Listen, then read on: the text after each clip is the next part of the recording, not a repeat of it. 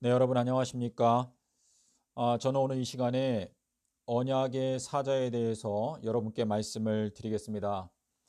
말라기서 3장 1절과 2절에서 하나님께서 여호와의 크고 두려운 날이 이르기 전에 언약의 사자를 보내겠다라고 말씀하시고 있습니다. 하나님께서 언약의 사자를 보내시는 이유는 현 기독 교단이 예수님께서 주셨던 새 언약을 깨뜨려 버렸기 때문에 그 깨뜨려 버려진 새 언약을 다시 회복하기 위해서 언약의 사자를 보내시는 것입니다. 말라기서 2장 5절에 평강의 언약이라는 말씀이 나옵니다. 이 평강의 언약을 현 기독교단이 깨뜨려 버렸다라고 설명을 하시는데, 말라기서 2장 8절과 9절에서 너희가 바른 길에서 떠났다라고 말씀하시고 있습니다. 평강의 언약은 히브리어 원어 성경으로 보게 되면 살렘 언약이다라고 기록하고 있습니다. 예수님께서 보혜사 성령에 대하여 말씀을 하실 때 성령 보혜사, 내가 너희들에게 또 다른 보혜사. 자, 예수님께서 보혜사로 오셨는데 내가 이제 또 다른 보혜사를 너희들에게 보내줄 것인데 그 보혜사가 오시면 너희들에게 평강에 대하여 깨닫게 해 줄 것이다 라고 요한복음 14장 26절, 27절에서 밝히고 있습니다. 내가 너희들에게 주는 그 평강, 성령 보혜사가 와서 너희들에게 깨우쳐 주게 되는 그 평강은 세상이 주는 평강과 같지 않다라고 말씀을 하시고 있습니다. 갈라디아서 3장 17절의 말씀을 보게 되면 저희들이 구원을 얻게 되는 것은 율법을 지킴으로 말미암아 구원을 얻는 것이 아니라 언약을 지킴으로 말미암아 구원을 얻게 된다라고 말씀하시고 있습니다. 이 언약이라고 하는 것은 출애굽 이전에 주신 것이 언약이고 출애굽 후에 2달 뒤에 시내산에 도착했을 때 주셨던 것이 율법이라고 밝히고 있습니다. 갈라디아서 3장 17절에서 말씀하시는 430년이라고 하는 표현은 출애굽기 12장 41절에서 말씀하시는 430년을 말하는 것입니다. 예수님께서 십자가에서 죽으시면서 저희들을 출애굽 시켜 주셨는데 그 출애굽 사건이 있기 바로 직전에 예수님께서 12 제자들을 불러 모으시고 잔을 가지사 축사하시고 이 잔은 나의 피로 세우는 새 언약이다라고 말씀을 하셨습니다. 예수님께서 그날 밤에 감람산에 가셔서 이 잔을 나에게서 지나가게 하여 주시옵소서. 그러나 나의 원대로 마옵시고 아버지의 원대로 되기를 원하나이다 라고 말씀하시면서 십자가의 고난을 통과하고 무덤의 문을 열고 부활하게 되는 과정까지를 예수님께서는 고난의 잔, 주님의 잔이라고 말씀하시고 있습니다. 고린도전서 10장 21절에서 주님의 잔과 귀신의 잔에 대하여 사도 바울이 설명하고 있습니다. 마가복음 10장 38절에서 예수님께서 요한과 야고보에게 너희가 내가 마시는 잔을 마실 수 있겠느냐? 내가 받으려고 하는 침례를 받을 수 있겠느냐? 라고 물어보십니다.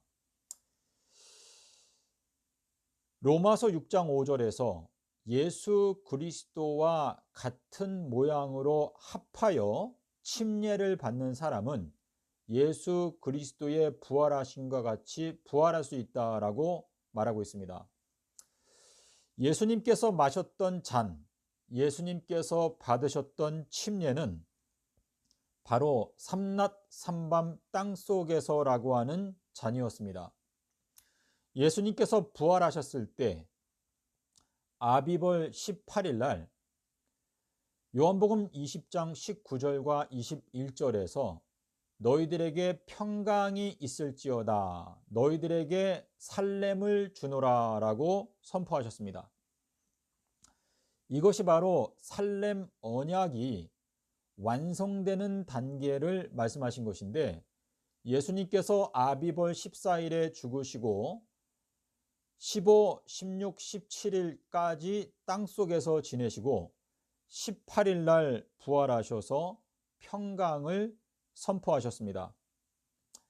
이것이 평강의 언약, 새 예루살렘 언약인데, 현 기독교단은 이 평강의 언약을 깨뜨려 버렸습니다.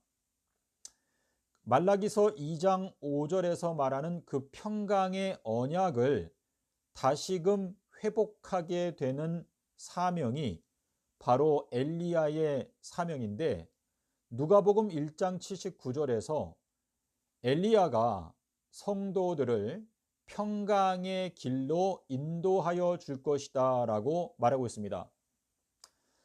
출애굽기 23장 20절에서도 하나님께서는 내가 나의 사자를 보낼 것인데 그 사자가 너희들을 길에서 보호하여 내가 예비한 도성 새 예루살렘까지 인도하여 줄 것이다 라고 말씀하시고 있습니다.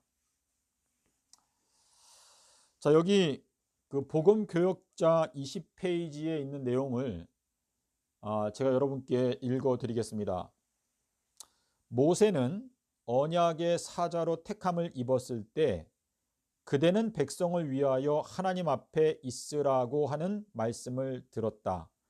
오늘날도 주님께서는 모세를 택하신 것처럼 사람들을 택하여 당신의 사자로 삼으시고 그 거룩한 부르심을 욕되게 하거나 하나님의 아들의 생애와 업적으로 보이신 표준을 저하시키는 자에게는 큰 재앙이 이르게 하신다. 예레미야 29장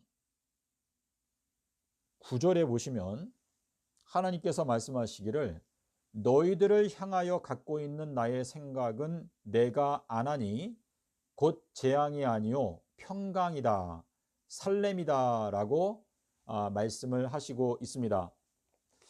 자, 하나님께서 저희들에 대하여 갖고 계신 생각은 저희들에게 재앙을 주는 것이 아니라 바로 평강을 주는 것이다, 새 예루살렘을 주는 것이다 라고 말씀하시고 있습니다. 그런데 왜 오늘날 날이 갈수록 점점 재앙과 전쟁과 기근과 온갖 종류의 재앙들이 이 세상에 점점 증가하고 있는 것일까요? 거기에 대한 대답은 바로 평강의 언약을 깨뜨렸기 때문에 저희들에게 재앙이 오는 것이다 라고 복음교역자 20페이지에서 분명하게 밝히고 있습니다. 예, 제가 지금 구절을 예레미야 29장 11절인데요. 정정하겠습니다. 나 여호와가 말하노라 너희를 향한 나의 생각은 내가 아나니 재앙이 아니라 곧 평안이요 너희 장래에 소망을 주려 하는 생각이라. 예, 지금 우크라이나 전쟁, 또 이스라엘 전쟁, 하마스, 이란, 북한, 또 대한민국에는 또 산불이 심하게 났고 또 태국에는 지금 7.7도의 지진이 났습니다. 정말 고층 아파트가 무너지고 여러 가지 사건들로 말미암아 전 지구인들이 지금 재앙으로 말미암아 고통을 받고 있는데, 이 고통을 당하는 가장 근본적인 원인은 평강의 언약을 깨뜨렸기 때문에 이러한 재앙이 오는 것입니다. 자, 그래서 지금 한국 기독교에 대해서 하나님께서 깨우고자 여러 가지로 애쓰고 계시는데요. 인자의 징조, 인자가 삼낮삼밤을 땅속에서 지내리라. 십자가의 도. 자, 십자가의 도가 멸망을 당하는 자들에게는 미련하게 보이고 또 깨닫지도 못하지만 구원을 얻는 우리에게는 하나님의 능력이 된다. 자, 능력과 큰 영광으로 인자가 온다 라고 말씀하시는데, 자, 이 능력이라는 거 하는 것은 로마서 1장 16절 17절에 보시면 복음은 모든 믿는 자에게 구원을 주시는 하나님의 능력이 된다라고 말하고 있습니다. 자, 가장 강력한 능력은 바로 무덤 속에 있는 사람을 영생의 몸으로 다시 살리는 기적, 그것이 바로 가장 큰 기적인데, 이 기적은 창조주의 능력이 아니라 구속주의 능력, 자기 희생적 사랑에서 나오는 능력만이 부활의 문을 열 수가 있습니다. 요한복음 15장 13절에서 사람이 친구를 위하여 목숨을 버리면 그것보다 더 큰 사랑이 없느니라 라고 하는 그 말씀을 통하여 사람이 구원을 얻기 위해서는 지존자의 가장 큰 사랑을 받아야 하는데, 그 사랑이 바로 십자가의 사랑이고, 그 십자가의 사랑을 기념하는 기념비가 바로 아비벌 15일이다 라고 말씀하시고 있습니다. 예, 그래서 지금 현 기독교단이 반드시 깨닫고 알아야 되는 것은 서기 30년 수요일 십자가, 일요일 부활 진리가 되겠습니다. 그 진리 위에 다시 건축을 할 때 그 건축물이 반석 위에 짓는 건축물로서 홍수가 나고 파도가 쳐도 무너지지 않게 될 것입니다. 자, 우리 야곱의 환란에 대하여 대쟁투 616페이지에 보게 되면 야곱은 방금 자기가 싸운 상대가 언약의 사자임을 깨닫는다.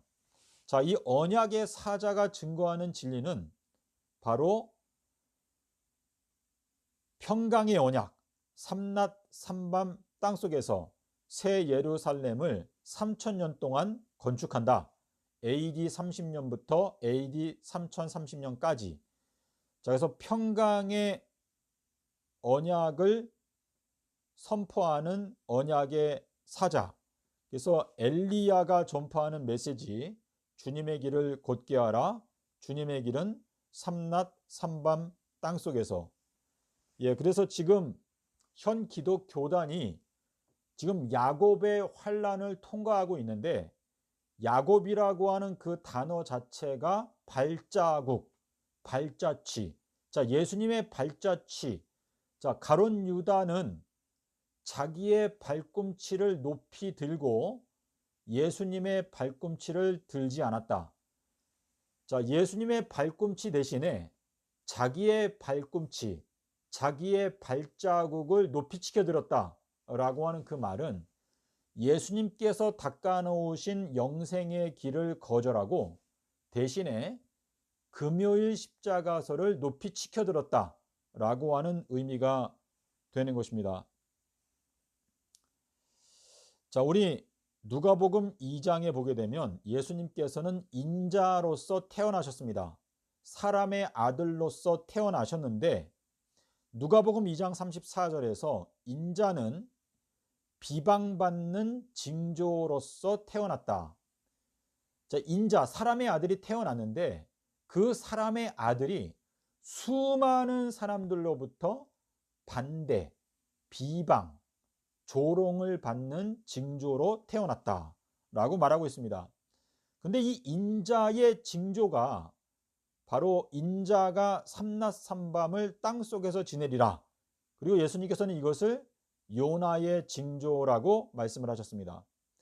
자, 그렇다면 인자가 비방, 반대를 당하는 징조로서 태어났는데 그 인자의 징조가 삼낮 삼밤이기 때문에 이 삼낮 삼밤이라고 하는 진리는 절대 다수가 반대하고 비방하는 진리다라고 말하고 있습니다.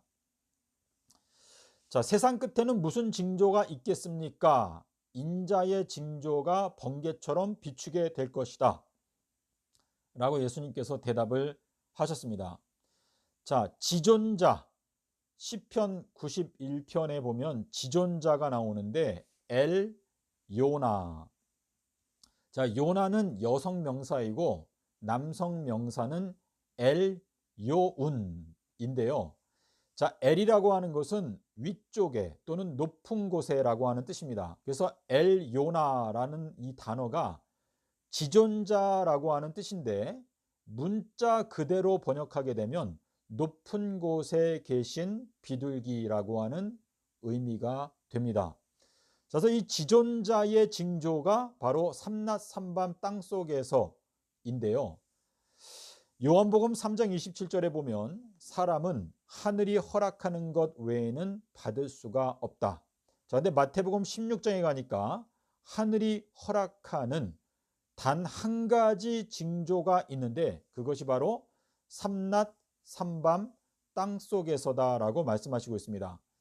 그래서 수요일 십자가, 일요일 부활, 이 간단한 명제가 엄청난 파워, 하나님의 능력이 되겠습니다.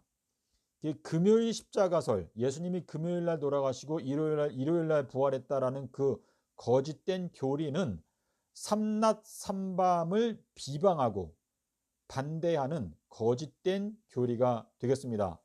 자, 금요일 십자가설은 마귀가 걸어가는 길인데 금요일 날 큰 쇠사슬에 묶이고 토요일 날 무저갱에서 지내고 일요일 날 불못에 들어가게 되는 것이 바로 금요일 십자가설입니다. 그래서 현 기독교단 전체가 이제 멸망을 당하게 될 것인데 멸망당하게 되는 이유는 바로 금요일 십자가설을 맹목적으로 믿고 따라가기 때문에 멸망을 당하게 되는 것인데 그 멸망의 순간이 2026년으로 다가왔습니다. 그래서 하나님께서 누구를 살려두고 누구를 죽일 것인지는 하나님께서 결정을 하시는 것인데 우리 계시록 9장의 끝부분에 보게 되면 그때 죽임을 당하지 않고 살아남은 자들이 그 복술과 그 도적질을 회개하지 않더라. 제가 그 구절을 찾아서 잠깐 읽어드리려고 하는데요. 지금 현 기독교단 전체는 여호와의 11조와 헌물을 도적질하고 있다라고 말씀하시고 있는데 계시록 9장 21절에 그 살인과 복술과 음행과 도적질을 회개치 아니하더라. 자, 여기에 이제 도적질에 대해서 말씀을 드리면 말라기서 3장에 가게 되면 여호와께서 말씀하시기를 너희가 지금 나의 것을 도적질하고 있는데 그 도적질하는 것을 멈추게 되면 너희가 나에게로 돌아올 수가 있다라고 말씀을 하시면서 그 11조와 헌물에 대하여 말씀을 하십니다.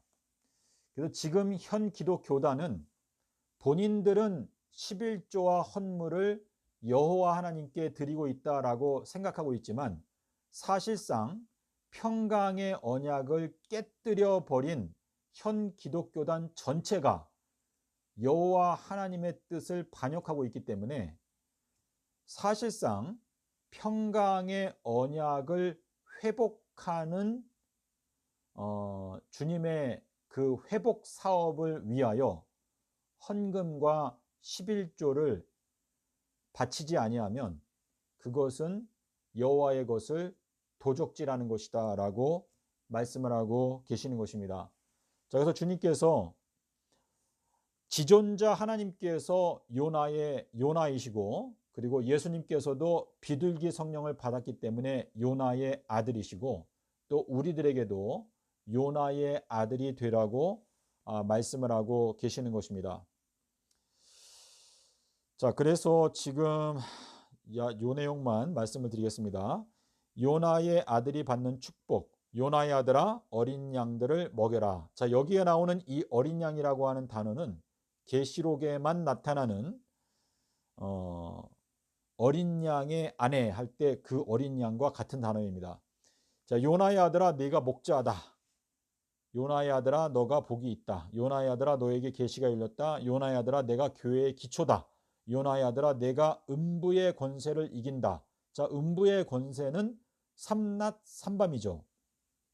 요나의 아들아, 너에게 천국 열쇠를 주리라. 자, 이렇게 말씀하시고 있습니다. 자, 지존자, 오직 여호와만 지존자가 되신다. 시편 83편 18절. 자, 여호와께서 지존자, 위에 계신 비둘기가 되신다라고 말씀을 하시고 있습니다. 그래서 저희가 요나의 아들이 된다라고 하는 것은 예수님께서 서기 30년 수요일 날 십자가에서 죽으시고 일요일 날 부활하신 진리를 깨닫게 되는 사람들은 누구나 요나의 아들로 거듭나게 되는 것이고, 예수님께서 그 사람을 양무리의 목자로 세우신다라고 하는 의미가 되겠습니다. 감사합니다.